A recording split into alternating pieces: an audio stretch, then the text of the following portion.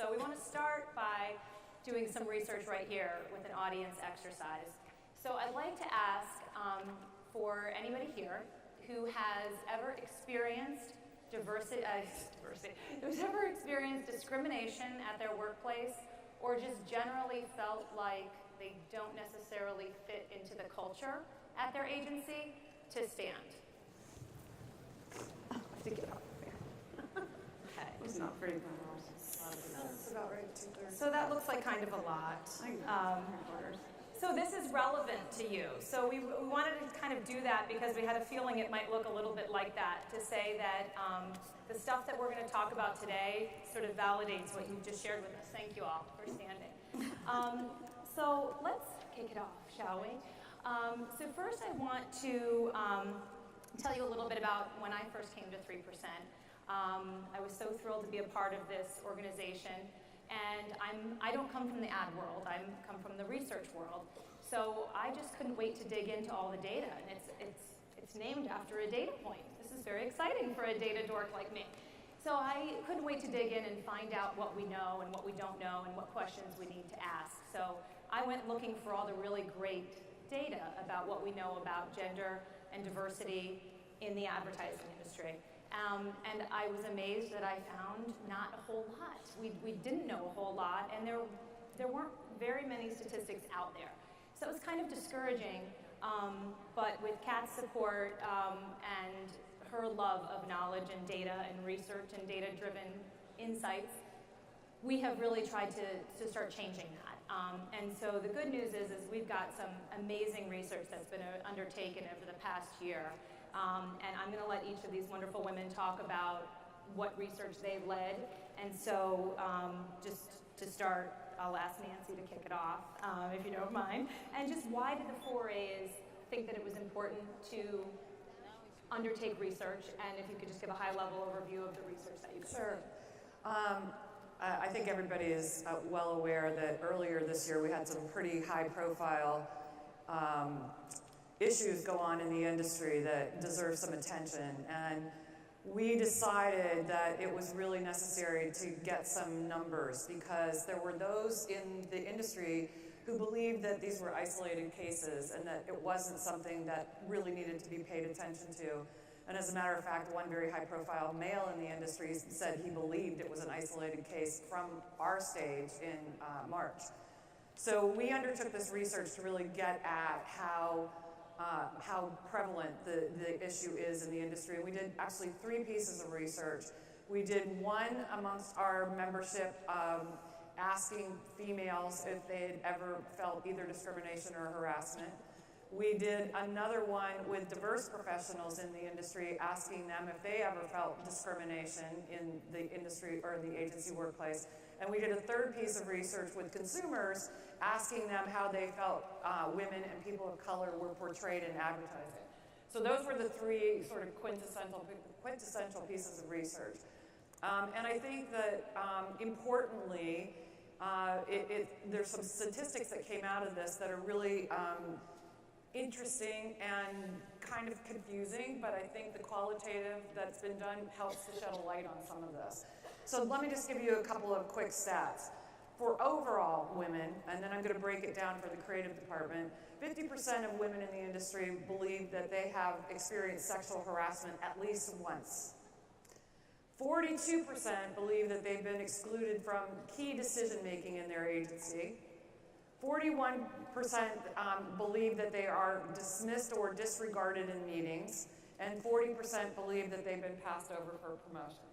So those are pretty staggering statistics that in this day and age, still those high numbers. But it gets even more interesting when you start to look at the creative department. In the creative department, 58% of women say that they have experienced sexual harassment often. Not once, not a few times, often. And that's more than account management or any other function in an agency. 60% of women in the creative department, 45 to 54, believe that they're being overlooked for promotions. 40% of women in the creative department believe that they feel that they are made to feel different because of their body shape. And 72% of women 25 to 34 feel either somewhat or very vulnerable to discrimination. So I think those are pretty scary, that they're so much higher in the creative department than they are in any other part of the agency. Absolutely.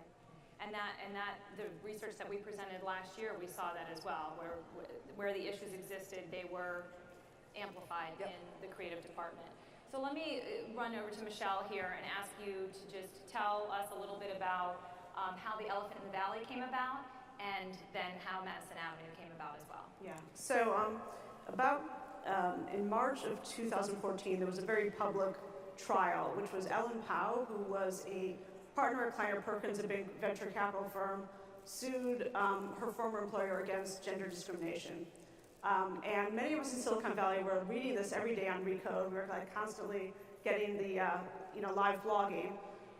During the course of the trial, another partner named Trey Vassallo was subpoenaed to talk about the case because she had been harassed by the same woman who that Ellen Powell had been harassed by. And so she went on the stand, and after she went on the stand, she got an outpouring of emails from people she knew in the industry, and they all said, "Oh my God, I've had a similar thing happen to me. I had no idea." And Trey was just overwhelmed by how many people had reached out to her, and she also felt a little bit guilty because the only reason she talked about it publicly was because she was subpoenaed, and she had actually signed a non-disparagement clause, so she couldn't talk about it. And she was just shocked at how many people, and during the whole process of the harassment, and she reported to Kleiner Perkins the guy was fired, but she felt all alone in that entire process. So she said, if so many women are reaching out to me, this has to be a challenge. I want to quantify that. And through a mutual friend, she said, oh, I want to do some research. The friend said, oh, you need to meet Michele. And then we ended up co-authoring the study called Elephant in the Valley. And we released it on a podcast with Recode with Kara Swisher, and it took off like wildfire. So we were covered every place from like Vogue to Newsweek to the Irish Times, and then we were asked to keynote at South by Southwest, which was probably the highlight of my career. And Lisa Stromberg was at the keynote at South by Southwest and approached me afterwards and said, hey, how about doing this on Madison Avenue? And I spent the first half of my career to date in Madison Avenue. I'm going to have a much longer career, so that's the end of the career to date.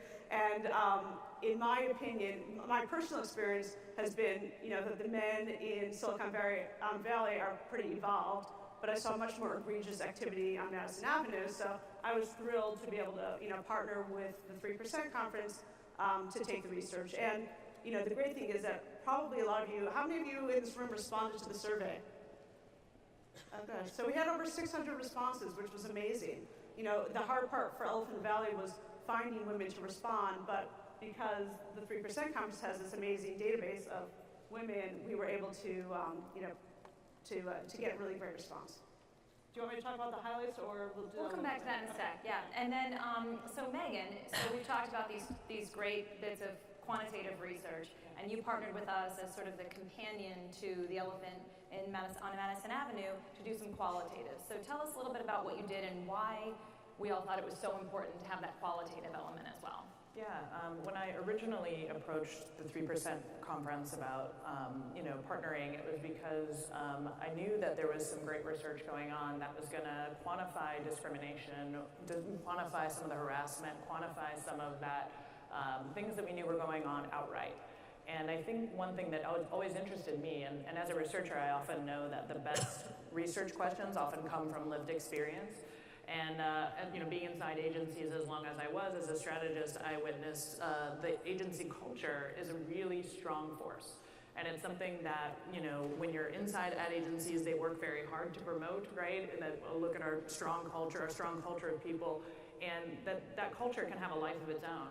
And what I had experienced was a lot across agencies that I had worked at in size and across the country was that there was a lot of bro. There was a lot of broism. And my question was, is this everywhere? Is this something that, is something that doesn't entirely mean to be anti-woman? It's not like cultures and ad agency culture is setting out to be anti-woman, but by being pro-bro, is it? Is it sort of having that effect? And so I was kind of curious about the more day-to-day insidious undercurrent that, you know, comes from living inside a culture that you may not be completely comfortable with. And does that affect women as well as, of course, maybe to a lesser degree, but affects them as much, or like I said, to a lesser degree than the outright discrimination and some of the things that happen to them that are more overt. So that's really what I wanted to explore, and I was very proud and very excited when 3% decided to partner. And I think we found some really interesting stuff, talking to 20 women. Again, it's qualitative, so keep that in mind as I go. But 20 women that we talked to across age, all the way from junior to very senior in executive roles. And then we also spoke to women in everything from project management all the way through creative. So we really did make sure we ran the gamut, that we, you know, all agencies across the country and things like that, so that we were getting a good sense, even though it was a qualitative piece.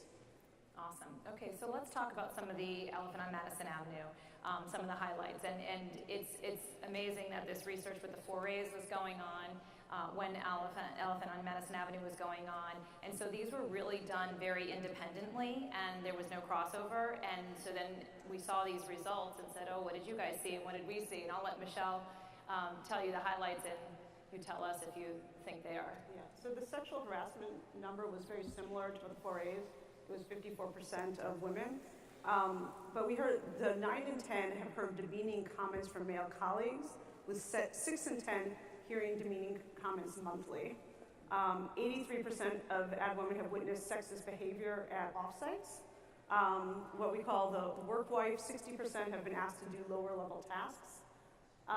So, you know, there's another one which I refer to this as the Goldilocks syndrome, which is 70% have been told they're too aggressive, yet 62% have been told they're too emotional. So it's, you know, we also have too quiet. So it's hard to kind of find that right balance between, you know, being aggressive and being, you know, quiet. One of the things that we did not ask in Elephant in the Valley was around compensation. And so one thing I should say is that in the survey, we had lots of open-ended responses. So we have lots of great anecdotes to support all of these points. And if you download the white paper, you can read some of them. But and we, you know, we've had, you know, lots of just feedback overall. So 60% of women said they were less well compensated than their male peers, and you know they had proof. So women said like, oh, my partner drunkenly disclosed his income and it was $20,000 more than me, or you know I have someone who's reporting to me he makes $17,000 more than me. And when asked about it, they said, oh, well, you know, his wife is at home, so he needs to make more money. So, you know, there's all these, you know, kind of stories that have come out of this in addition to the statistics. Mm-hmm. So talking about the stories, why don't I let you, Megan, just give some of those stories that you heard that you felt were really impactful and what you took away from it. Yeah, there were really 4 key takeaways from the bro culture research. And the first one was that bro culture is very defined, and that it was something that many women had experienced. And that culture, as many cultures do, have a very in or out capacity to them. If you're in good, and if you're out, you're on the outs. And so one of the quotes that I thought really brought that to life was, and I'm gonna read a little bit from what women said directly, because I think in many ways they're more colorful, and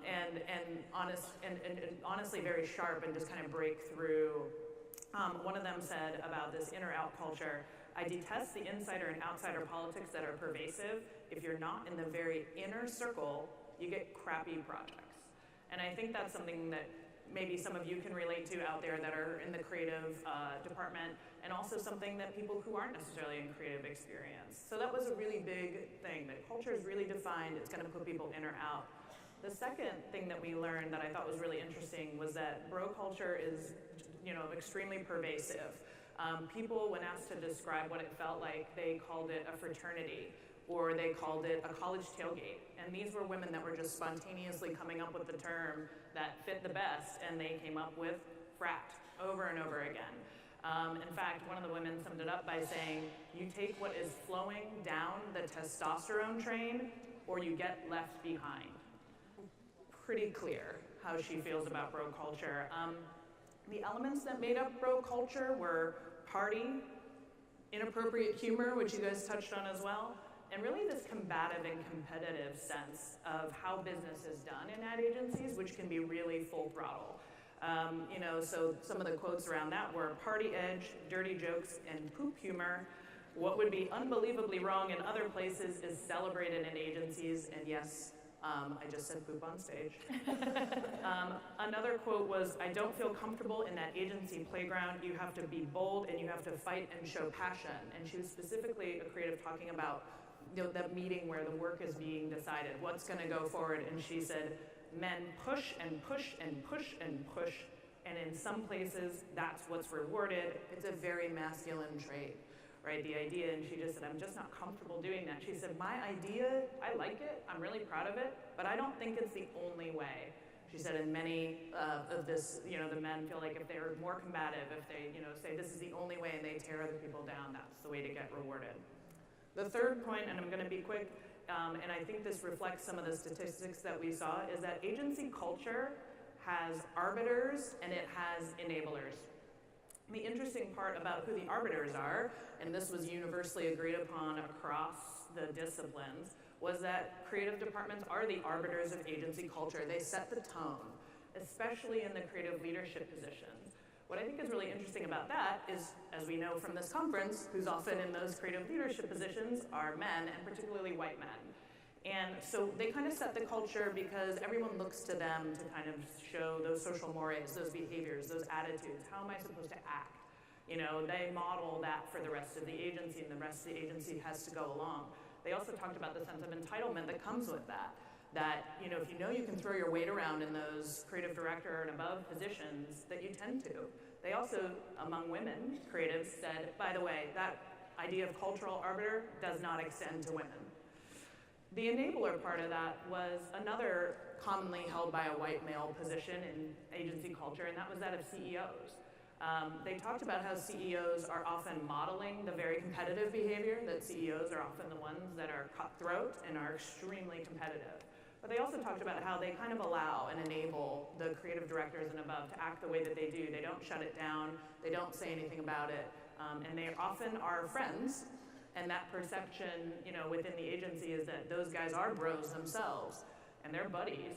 So we're not necessarily even going to be able to say anything or bust that up because there's this arbiter of culture and then there's the enabler of him. And in many cases, those are both positions held by white men. Somebody said, when I asked who's the arbiter of the culture, she said, whoever the person is has the cultural power is the person perceived as the coolest or the richest. And that is usually the ECD or the CEO. Okay, promise, last point, we're getting there. The last point was perhaps the most disappointing, although one that makes a lot of sense, and that was that women feel outside of agency culture themselves. So a lot of you stood earlier when we did our sort of informal poll. A lot of women talk about changing and adapting to fit, which I know was a statistic that you guys also looked at. And women said things like, I self-taught or learned that I had success in getting things if I communicated a certain way, being bitchy. So, in the companion piece that was published in the Drum, they talked about, women, and there was a quote from our study where women said, I had to yell because I was being yelled at and I wasn't comfortable with that. The idea that women are sort of in this culture also assigned to pre-described roles was kind of interesting. Of course, we know about work wife and work mother, right, if you're over a certain age or you happen to have children. What I thought was really interesting as well is this idea of work mistress. And that seemed particularly akin to advertising in some regard, partly because if the creative director, leadership and above is often male, and not just the women below them are often female, but also the women in other departments who are sort of there in service of the work. There's that kind of cultural content that everyone says around the agency, which is we're all in service of the work. Well, that often makes women subordinate to men by role, right? If you're an account, if you're in media, if you're in strategy, your job is to literally extract something from the powers that be, not necessarily to have power yourself. And so that created this work mistress sometimes. And she said, if you're going to get respect of the dude bros, those focused on creative, you have to bust their balls, be not flirty, but show some sass. You have to be smart, have good ideas, throw it back at them without humiliating them. You have to grow their esteem, play the verbal sparring game. They will think, she has spunk, she is sassy. And that was a lot. She was figuring it out as she was telling me this, the particular woman who said it. She was like, it's not flirting. And of course she ended up by saying what we were all thinking, which is, I guess that sounds bad. And it does. What's interesting is I think you talked about tiptoeing and finding that line. And I think that's what she's trying to do in that. She's trying to find the line between aggressive and assertive because that's what needs to be done, but also, you know, that Goldilocks kind of personality that's going to be effective. So those were, apologies for taking a little long, but those were the 4 key learnings and some of the illustrative quotes, and I hope maybe that you guys didn't hear some things that reflect yourself, but I believe strongly that maybe you did because it was pretty consistent across the women we spoke to. Right, and I think one interesting piece about all of this talk about bro culture and women, a lot of women generally feeling like they're on the outside of that, when we think about women of color, it's a whole other level of feeling outside of that culture because as Megan pointed out and as we know from the data, the arbiters and the enablers are largely white men, so you've got that sort of double whammy. So I'd like to give Michele and Nancy a chance to, if they have any points they want to make on that piece of that added level of being a woman of color and what that might mean. And then also, Nancy, I know that you surveyed both your membership and the audience, and just anything that you learned by looking at those 2 different populations that help you draw some lines between them. Go ahead. So, a couple of points.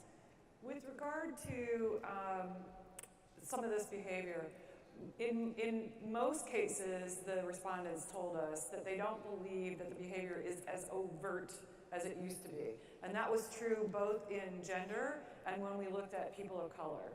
They say that the behavior is there, but it's not as overt as it used to be. But one staggering statistic across all of that research was that 70% of the respondents said, whether they were a female or a person of color, that they don't get the same opportunities as white males in the agency. They just don't get the opportunities.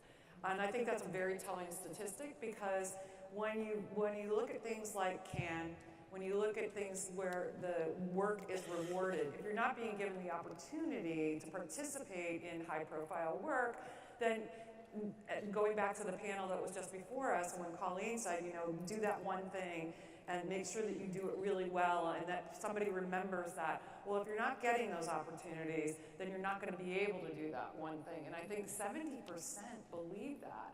That's a pretty staggering statistic in my book. Absolutely. So we did not ask specifically about ethnicity in the survey, but we had one question which was a catch-all, which was, is there anything else that makes you feel kind of other or more discriminated against? And 29% of women in both Elephant Valley and Elephant and Madison Avenue said yes, there was something else, and we had them write in what it was. So for some of them, it was, race was definitely a factor. LGBT was a factor. But we also heard a lot about ageism and about sizeism. So there was, or just, not looking like kind of that perfect girl. Like, I'm not getting invited to new business pitches because I don't look the part. I'm not getting, invited to award shows. So we had, there was a whole kind of other, kind of covariates which make it even, more difficult for some of these women. I would love to do a follow-up study to look into that, but there is, obviously more factors out there which are impacting women.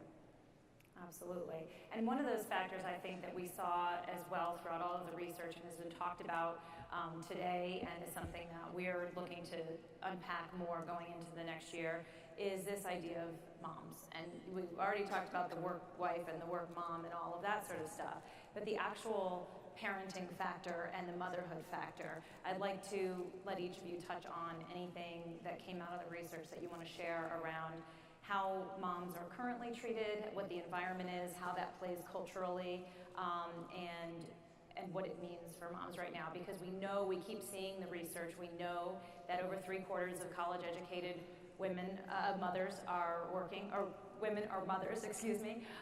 But we see in study after study that we do, it's around 40-ish% of women that are in advertising that are mothers. So they're either leaving or they're just choosing not to have children, and we've heard anecdotally that there are some real reasons behind that. So I'll let Meg, do you want to kick off? Yeah, sure. I mean, I want to get back to that bro culture and party culture thing, because I think that's where momhood is going to find an even bigger, incongruence, right?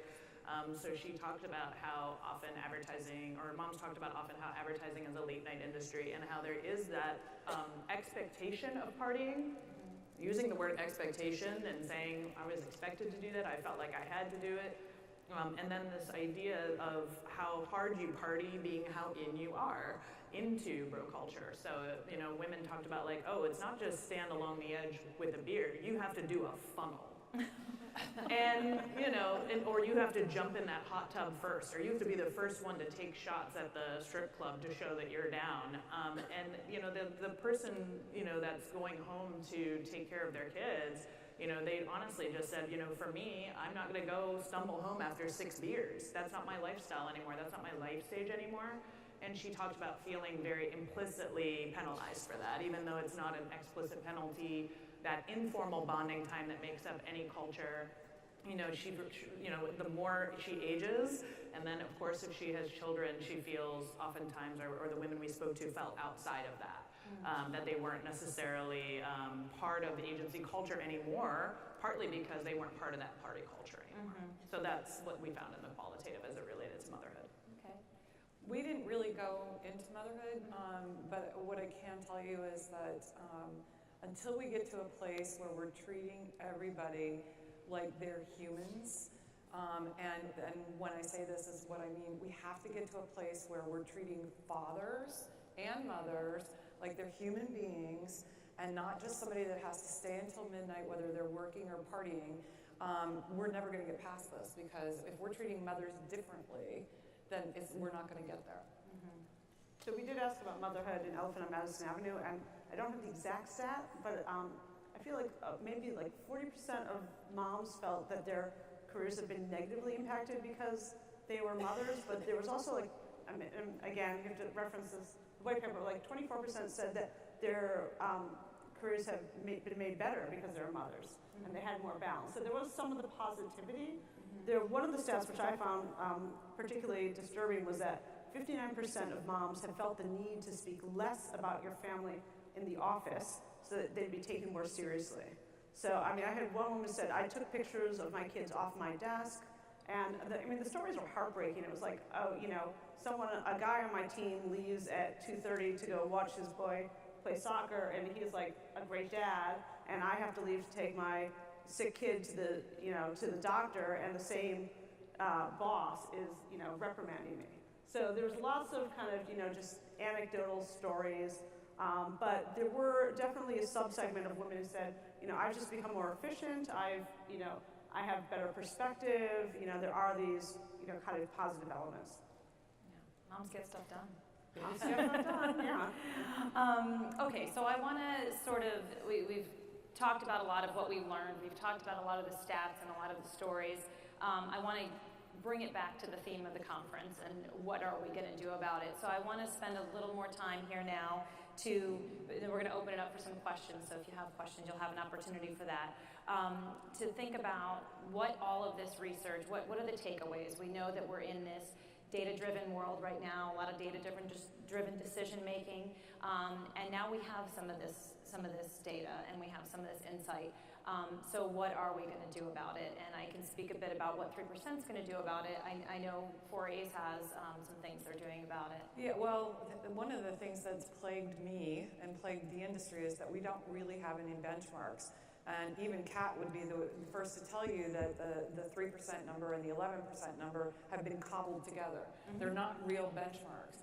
So we announced about a month ago that we are about to embark on the first of its kind full benchmarking study on behalf of the industry for gender, for ethnicity, for differently abled, for every slice that we can possibly get in terms of what these numbers are, so that we have a place to look at to see and measure if we're actually moving the needle. So that's going to be fielded this fourth quarter. We have for 60 years done anonymous benchmarking on behalf of the industry, and we've never leaked anything in terms of giving away a name of somebody who participated. So we believe we have the credibility to pull this off. So stay tuned.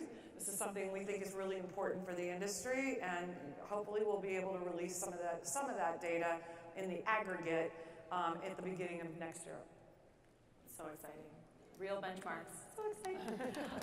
Yeah, right? I mean, that's because if we don't really have the numbers, then we don't know, and we don't know that moving the needle. We had our sort of human interactive infographic to kick off the conference when Kat asked people to stand for the 3% and for the 11, and so you can sort of visually see it.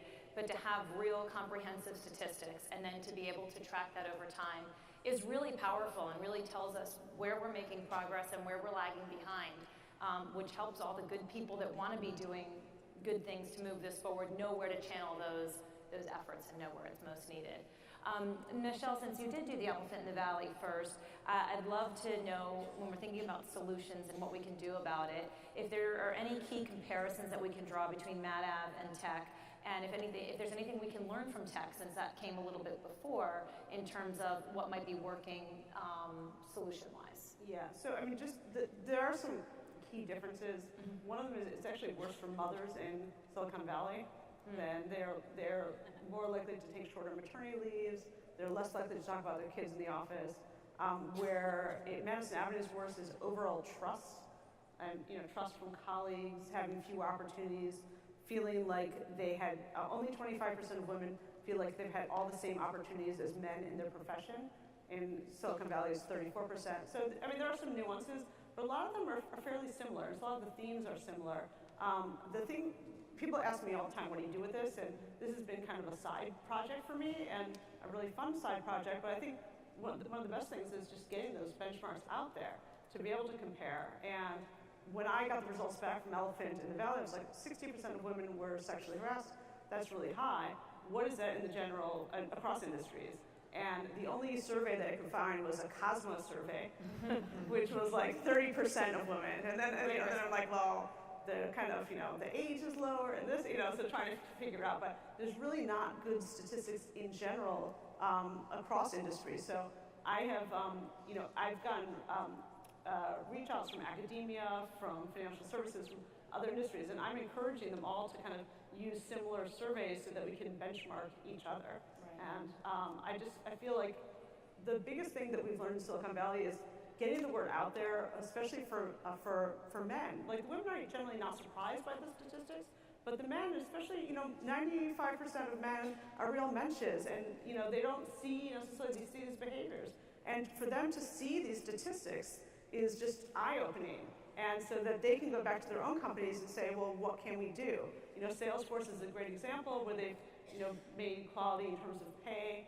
So, I'm just happiest that we're getting the word out there and that we're starting a conversation, and hopefully we'll continue the conversation, and in 5 years from now be able to be back here on stage and say, you know what, this number is much further down. Yeah. The stats are key because, as I said earlier, there are an awful lot of people out there. I hesitate to just say men because I think that the more we continue to isolate men, the more we're going to actually raise their anger.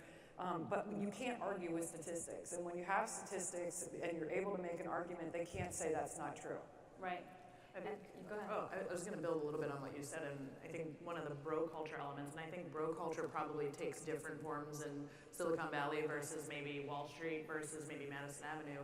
But one of the most interesting quotes that a woman delivered to me, because women do feel there's something different qualitatively, they felt there was something different about advertising, and one of them said, men architects don't make stupid, sexy things.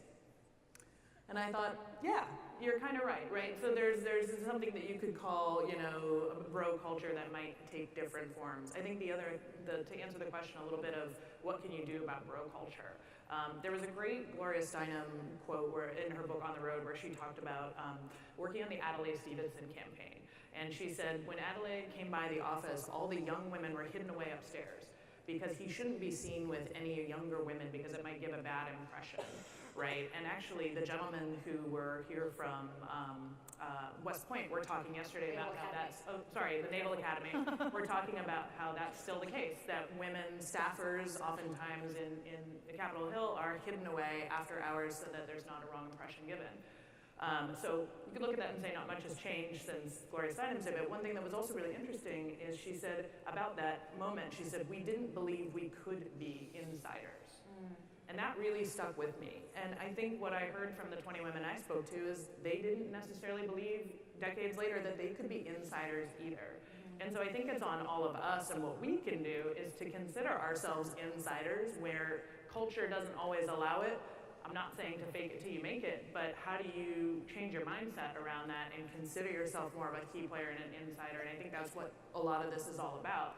I think the other element that kind of interested me was if we have cultural arbiters and we have cultural enablers, then what are those doing? Where is the task force that forms between the ECD and the CEO of every firm to say, we're going to form a partnership and we're going to together work really hard knowing that we too kind of bear the biggest responsibility. As a freelancer, I get to peek in on a lot of town halls and a lot of worldwide global emails that come to various places that I'm working. And one of them, one of the hot topics seems to be around culture lately. And among many agencies that I've seen and been a part of, there's not a lot of responsibility taken among leadership for agency culture. A lot of times they're saying it's very bottom up, we want to make culture by making fun things or, kind of creating events and things like that. And they're sort of missing, I think, that kind of own it mentality that I would like to see them take. So my hope would be that, some part of this research fosters some sense of ECD CEOs and then anyone out there who considers themselves a cultural arbiter, own it and do your best to change it. Awesome. And I just quickly want to say a couple things that thank you guys all so much that 3% is doing and is committed to in 2017. I think you've heard it mentioned before that Kat is very committed to this, and we all believe that benchmarking, unearthing this data, putting the data out there is the big first step, and we're really committed to that. And so we are going to continue to shine a light on these issues and focus on two particular areas that we really heard a lot about anecdotally and really want to unpack in a more deep way in the year coming up. And one of the is around motherhood and this whole experience of moms and parents in general in the advertising industry, in the creative field. And the other is this very specific experience of women of color. And we really want to go deeper on that and understand that so that we are more inclusive all the way around and understanding the full experience of all women in advertising moving forward. So that's what we're committed to doing. Thank you all so much and enjoy the rest of your day. Thanks to the panel.